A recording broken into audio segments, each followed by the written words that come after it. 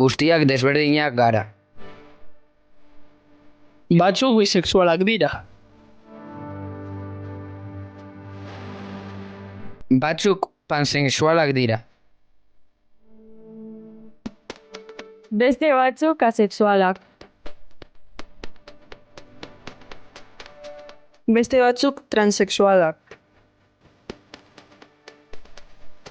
Eta beste batzuk intersexualak.